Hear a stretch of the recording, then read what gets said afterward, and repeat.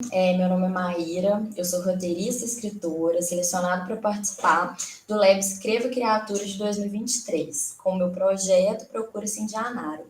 E eu estou aqui um pouquinho para contar para vocês um pouco sobre como apresentar personagens no seu argumento, né? E através dessa ação multiplicadora, né, que eu vou estar transmitindo para vocês um pouco do conhecimento que eu tive participando desse laboratório, com mentorias muito legais, com mulheres maravilhosas, trocando ideias para poder melhorar meu argumento, e vou trazer um pouquinho para vocês o que eu aprendi, né, melhorando o meu argumento e escutando também nas histórias, né, das outras mulheres que participaram do laboratório, né.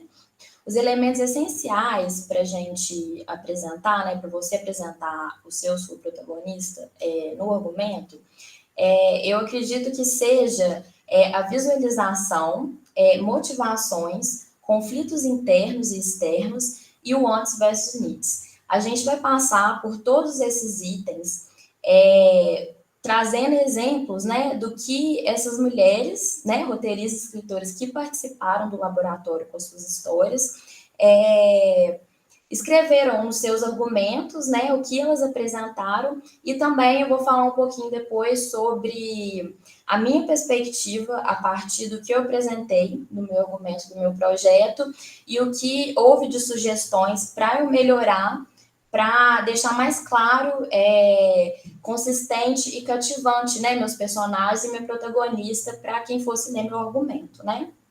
Então, vamos lá.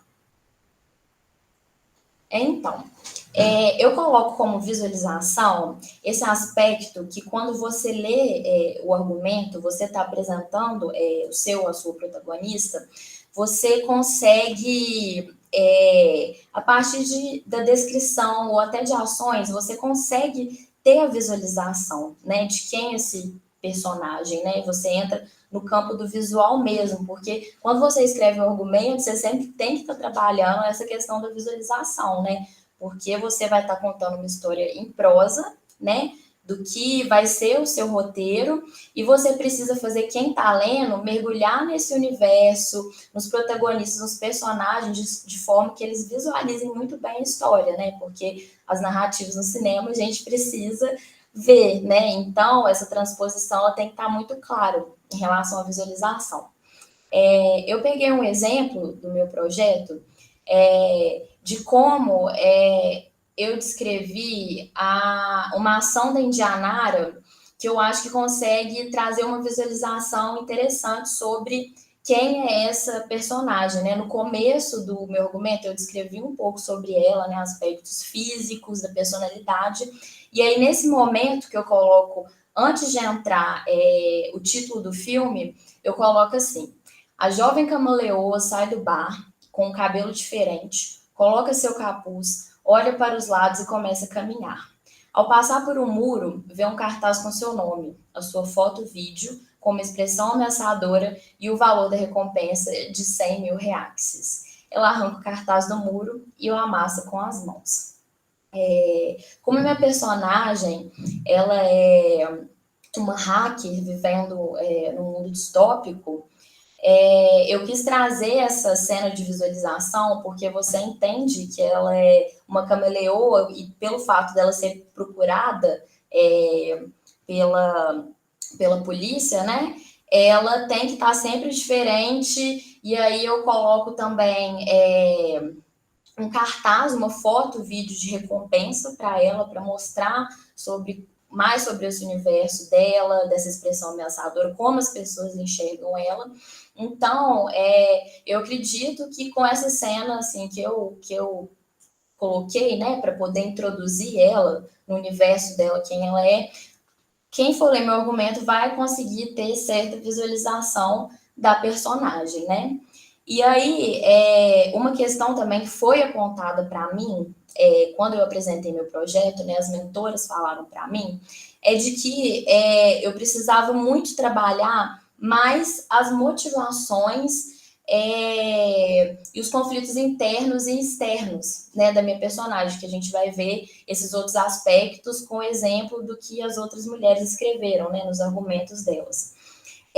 Porque às vezes a gente acha que na nossa cabeça está muito claro, né? Quem que é a personagem, o que ela está buscando, as motivações, tá muito claro na nossa cabeça, né? Mas às vezes quando a gente vai colocar no papel, a gente não coloca o suficiente para as pessoas entenderem. Então, o que foi me passado, esse feedback, é que eu precisava desenvolver melhor ainda as motivações do personagem e o que ela buscava, o que ela queria, os conflitos internos dela, porque não ficou claro, né? E eu fiquei pensando, poxa, mas quando eu quis escrever isso, eu queria mostrar que ela queria tal coisa, eu queria mostrar isso e aquilo, só que como já estava tão internalizada a história em mim, eu coloquei de uma forma superficial e que não chegou até quem estava lendo da forma que eu queria, né? Então é uma coisa para a gente ficar muito atento na hora que a gente for falar sobre os personagens, sobre os protagonistas, né, das histórias, porque a gente fica muito imerso nesse universo, nesse personagem que a gente cria e acaba tendo essa dificuldade, né, de fazer as pessoas visualizarem melhor nossos personagens, né? Então é uma coisa para a gente ficar muito atenta, né? Por isso que é tão importante as consultorias, né? Ter esse olhar externo sobre a sua história, seus personagens, né? Bom, e aqui eu dei mais um exemplo de visualização do argumento da Caroline Cavalcante, que chama Helicotrema, o projeto dela, que ela fala assim sobre a protagonista dela. Sentada sozinha em um ponto de ônibus da ruidosa metrópolis está Alice, 25 anos. Ela também parece não se incomodar com os ruídos intensos da cidade. Ao seu lado, uma mochila cheia e em suas mãos um papel com endereço. Um ônibus se aproxima do ponto e Liz se levanta. Ela embarca no transporte. Assim que o ônibus arranca do outro lado da calçada, um painel digital mostra a hora e a quantidade local de ruídos em decibel, 95 decibéis. Uma propaganda de aparelhos auditivos também compõe o painel. Essa é a primeira vez, né, que a protagonista dela aparece no argumento e ela descreve, né, coloca a idade da personagem, mas ambienta a personagem nesse universo que vai compor a trama e que a personagem ela vai estar imersa, né? E eu acho que por mais sutil que seja essa descrição, a gente já entende um pouco sobre quem é a personagem, né? Apesar da Carol ela falar mais da personagem dela ao longo do argumento, ela já consegue trazer um pouco sobre quem é essa personagem a primeira vez que ela apresenta, né? Porque fala que ela está sentada sozinha no ponto de ônibus, a Liz, ela tem 25 anos e ela não parece se incomodar com os ruídos intensos da cidade, né? Isso já traz uma pista, já traz uma certa profundidade de quem a gente vai entender que é essa personagem, né? E no universo que ela se encontra. Então, é uma cena que a gente consegue trazer muito bem a visualização, né, da personagem. Outro exemplo de visualização também é do argumento da Natália Gomes, nadadora, que ela vai ser a primeira cena, que é muito interessante, né? Quando você trabalha, né, seus protagonistas, a primeira cena, né, que o protagonista ele aparece, vai revelar muito, né, sobre o que é a história, ou sobre quem ele é, né? Então, é bem interessante construir cenas que você consiga trazer essa visualização para quem estiver lendo e futuramente para quem for assistir sobre quem é esse personagem na primeira cena que ele aparece. Isso é muito importante. E aí, a Nath, ela coloca a Irene, né, que é uma mulher de 38 anos, ela tá nadando, né? O nado vai ganhando intensidade, as respiradas ficam mais frequentes e pesadas, as braçadas entram com força na água, buscam ultrapassar a correnteza que não a deixam avançar. E aí, nessa passagem, ela vai descrevendo, né? Com todos esses elementos simbólicos, né? Que depois que a gente termina de ler o argumento, a gente vai entender que se conecta tudo nessa cena e quem vai ser a Irene, né? Essa protagonista. Então, é uma cena de visualização muito interessante que apresenta a personagem, né? A protagonista. E sobre falar sobre motivações, né, que foi uma coisa que eu pequei um pouco, né, em relação à minha personagem, a Indianara, porque para mim estava claro as motivações dela, mas não estava claro, porque estava tudo mais na minha cabeça, né, do que no que estava escrito. Eu trouxe um exemplo, assim, legal, que a Thaís Olivier, que ela está com o projeto dela, e ela fala, é uma das protagonistas da história dela, ela descreve assim, né, um pouco mais adiante, né, no argumento, tem as cenas que ela descreve um pouco quem é a Bárbara e tal, só que aí a gente vai entender um pouco mais sobre as motivações dela, é, um terceiro parágrafo, mais ou menos, né? Que ela vai contar que, olha, no trabalho, Bárbara conta para uma amiga sobre o encontro com a sua ex-enteada após ter sido proibida de ver a garota pelo pai. Ela conta que por anos acreditou na versão dele de que a mãe de Carol era ex-louca, até se dar conta de que André esteve certo sobre ele o tempo todo.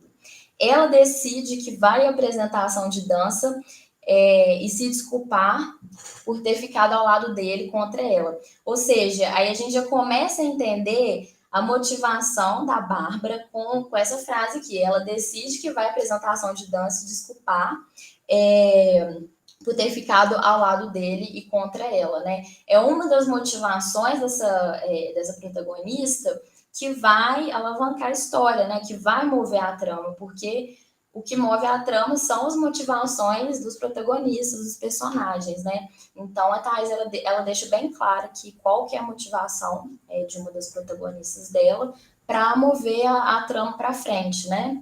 Para conseguir levar a história adiante. Outro exemplo de motivação aqui, que é bem interessante, que a Bruna Horta ela traz no projeto dela Onde Termina o Céu, que a Ana, né, a protagonista da história, e ela deixa bem claro, né, num diálogo que ela tem com os pais dela, e aí você vai entender mais explicitamente a motivação dela, né, que tá movendo a história, que tá entrelaçando a trama com os outros personagens e movendo a história para frente, é que ela fala, né? Ela tá doente, Ana fica irritada e fala que não precisa de remédio algum, pois aqui ela come tudo da natureza e é livre, coisa que nunca foi morando naquela casa grande, né? A Ana, ela tá morando no interior, em casebre, e aí a Ana continua. Ana emenda que não acredita na preocupação deles com ela, porque eles arruinaram a vida dela, afastando-a de José, né? José é o caso amoroso que ela tem. Então, a gente entende um pouco das motivações da Ana aqui, né? O porquê dela viver onde ela vive, o porquê dela tá fazendo o que ela tá fazendo na história, né? As intenções dela, a gente, através desse diálogo aí com os pais dela, né? Que é uma relação mais complicada e intensa, a gente vai entender um pouco das motivações dela, né? Então, a gente pode trabalhar as motivações dos personagens, né? No argumento que é muito importante ter isso claro, né?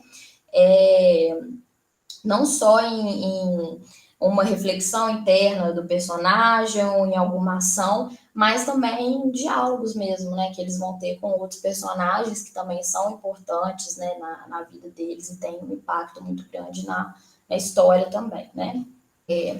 E mais uma cena de motivação que está mais ligada a uma ação especificamente do que a um diálogo, como no caso da Bruna, no argumento do astronauta, da Lara Firmino, que é uma história de duas crianças, né? Uma história infanto-juvenil. E aqui deixa claro a motivação dos dois personagens de perseguir o que eles estão buscando, né? Na história, para chegar no objetivo que eles querem, né? No objetivo final que eles querem descobrir quem estão mandando mensagens desconhecidas para eles, né? Então, ela deixa claro que a motivação dos personagens, né? O que vai mover eles para a história avançar, né? E eles concluírem o objetivo deles, ela fala o seguinte: Os meninos ficam inquietos no quarto de Zeca, tentando levantar hipóteses sobre quem pode ser o número desconhecido. Um astronauta de verdade, um astronauta russo captado pelos americanos e vice-versa, um espião, robô da NASA em fase de teste, eles mandam mensagem para o número procurando respostas, né? E aí ela vai descrever mais e tal, então é mais uma cena de interação, né? Entre esses meninos e também de ação, né? E ela vai construir isso nessa cena, deixando bem claro, né, as motivações dos personagens para ir atrás dos objetivos deles, né? Encerrando, assim, esse aspecto da motivação, eu vou entrar agora para falar um pouco sobre conflitos internos e externos, né, dos personagens, porque é muito importante a gente entender um personagem, né, bem construído, o personagem redondo, a gente consegue ter muito claro essa ideia dos conflitos internos deles e dos conflitos externos, né? Os conflitos internos podem ser questões psicológicas, dramas familiares que afetam o personagem de certa forma, e os conflitos externos são algo que estão basicamente fora do controle do personagem, que acontece no exterior, né? E que ele precisa lidar e enfrentar isso, né?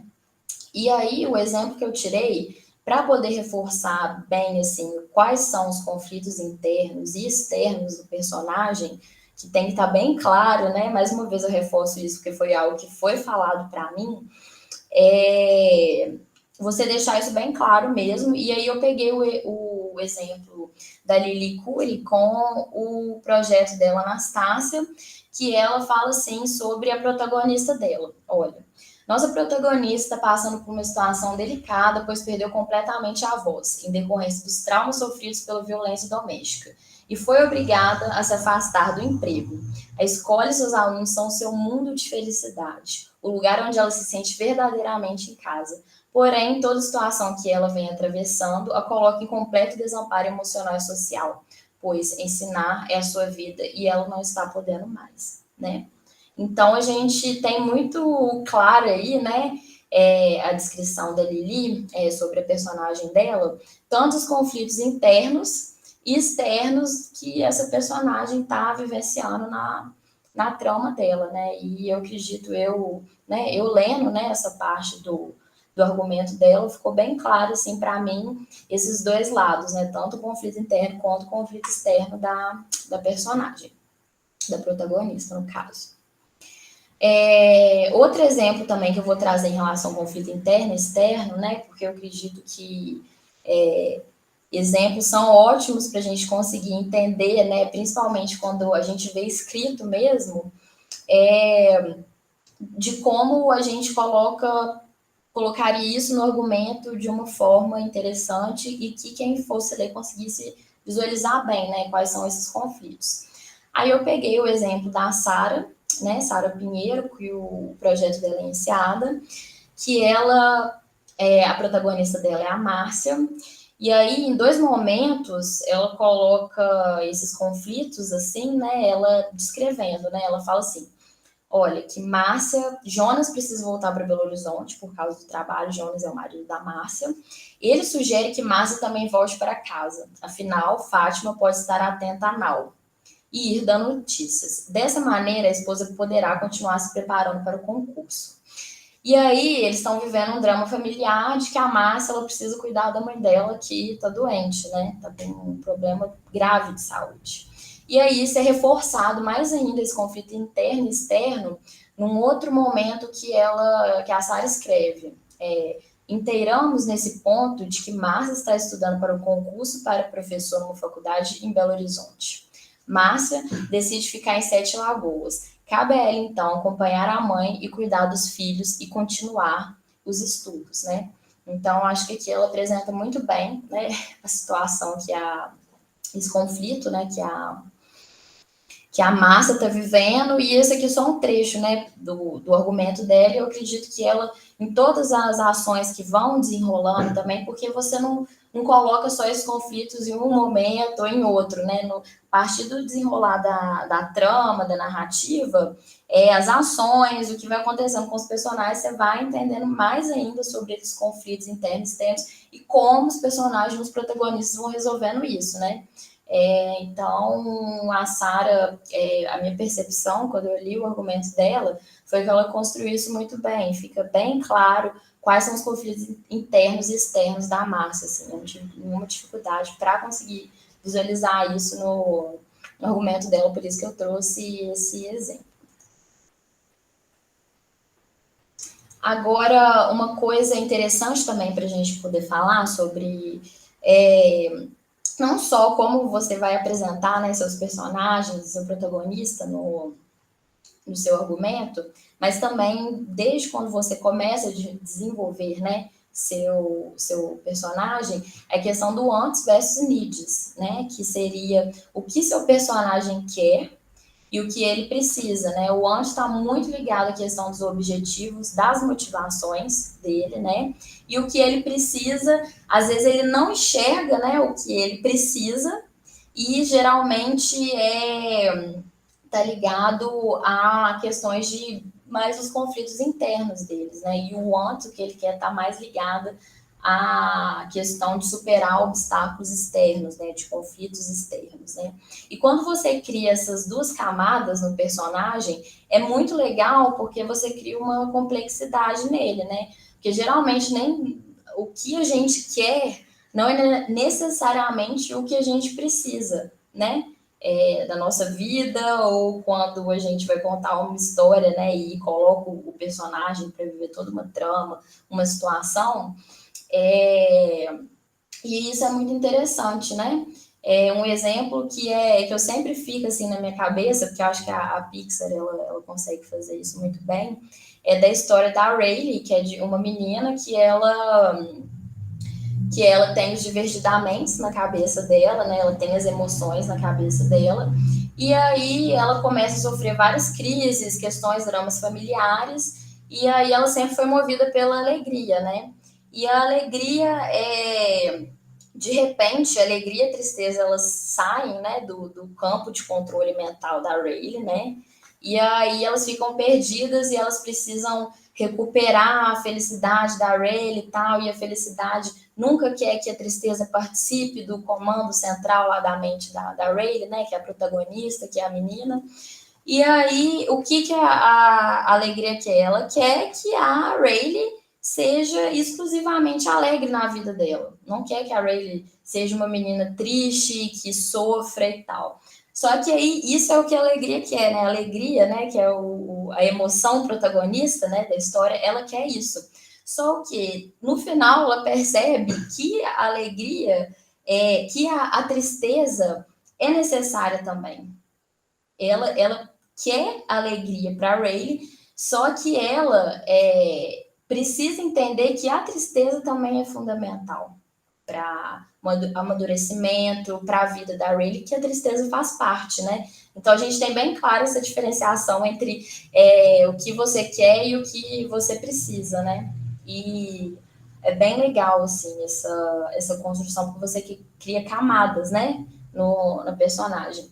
E aí a Flávia, ela trouxe no longa dela, a Aurora, no projeto dela, sobre a Aurora, né, que é a protagonista da história, e ela coloca no começo da história, né, a gente vê o que a personagem quer, bem claro, assim, ela descreve mesmo, assim, com clareza as motivações da personagem, porque ela fala assim, olha, Aparecida abre o portão, sorri para a Aurora e diz que não imaginava que ela viria para Minas. A Aurora acredita que pode resolver a situação do pai rápido e voltar para sua vida em São Paulo.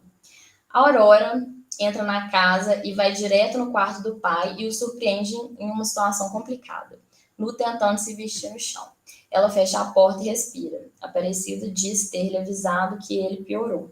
Né? Então, a Aurora ela vive em São Paulo e ela vai para o interior de Minas, para a casa do pai, para poder tentar ajudar e resolver a situação dele, porque ele está com problemas mentais, a situação dele está ficando cada vez mais grave, e ela chega lá acreditando com uma visão de mundo, né, que ela construiu na cabeça dela, que ela já tinha construído na cabeça dela a partir das vivências dela de São Paulo, do que aconteceu com ela, do recém-divórcio e tal. Ela chega com uma visão e com as motivações dela, né, que ajeitar e deixa bem claro, resolver a situação do pai rápido e voltar para sua vida em São Paulo, né? Ou seja, ela não quer nenhuma transformação, ela quer resolver aquilo rápido e voltar logo para São Paulo, né? Só que ela vai vendo, né, à medida que vai desenrolando a situação, que as coisas não são assim. E o que ela quer está muito longe do que ela precisa entender para amadurecer, para ter o processo de redenção dela, para ter o arco dela mais consolidado, né? E aí é uma das últimas coisas que a Flávia coloca no roteiro, no argumento, ela fala assim, Aparecida olha para a Aurora e diz, foi tudo embora. A Aurora olha para Antônio é o pai dela, olha para a montanha e diz, não, tá tudo aqui, né?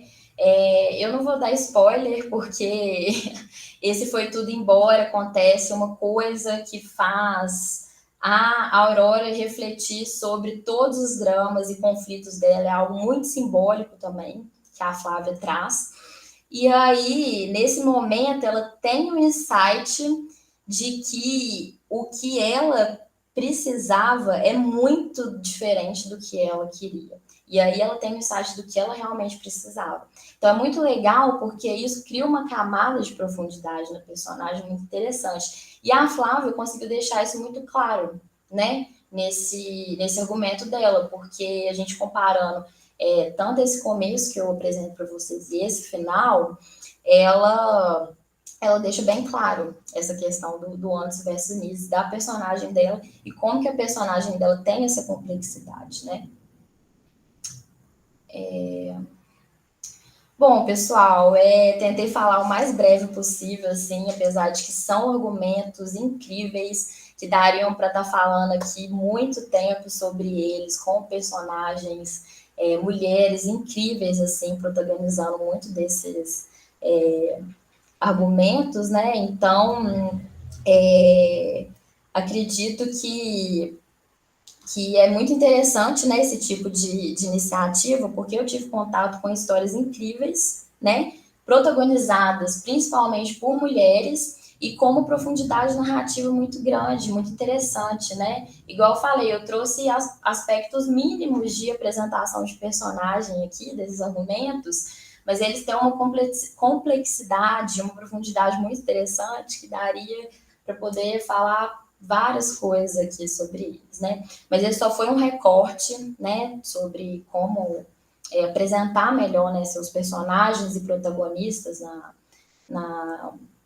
ao escrever um argumento, né? E que eu aprendi muito nesse laboratório Escreva Criatura que eu participei, e agradeço mais uma vez a Marília e toda a equipe dela por ter tido esse privilégio, né, de estar num laboratório discutindo a minha história com outras mulheres aqui de Minas Gerais, e entrando nesse processo mesmo de imersão para entender o que eu precisava melhorar na minha história, o que eu precisava reescrever, tirar, acrescentar, para a minha história melhorar mesmo, né? E uma das coisas que pegou muito foi essa construção e apresentação de personagem no argumento, né? E eu reforço mais uma vez, às vezes a gente acha que tá bem explícito, tá bem amarradinho, tá bem escrito, que as pessoas que vão ler vão entender, mas a gente já tá tão imerso na história que às vezes a gente não percebe que a gente colocou o mínimo, que o resto tá só na nossa cabeça. Então é sempre bom a gente ficar atento a isso, né? E foi uma das coisas que eu aprendi, né, muito nesse laboratório com as mentoras, com as orientadoras, e estou compartilhando aí com vocês. Espero que vocês gostem. Me disponho para troca de ideias. Estou deixando aí o meu Instagram, caso vocês queiram entrar em contato. E é isso. Espero que minha história também continue aí dando o desenvolvimento dela, indo para frente, porque esse laboratório, né, além de me ajudar a dar uma reformulada muito boa na minha história, né, eu procuro, assim, de A na área, ele me deu um gás, assim, para continuar, né, por isso que não é só interessante a ideia de ter esse tipo de laboratório para mulheres, para elas poderem aprimorar as histórias dela, mas também para dar um gás para a gente continuar, né. E é isso.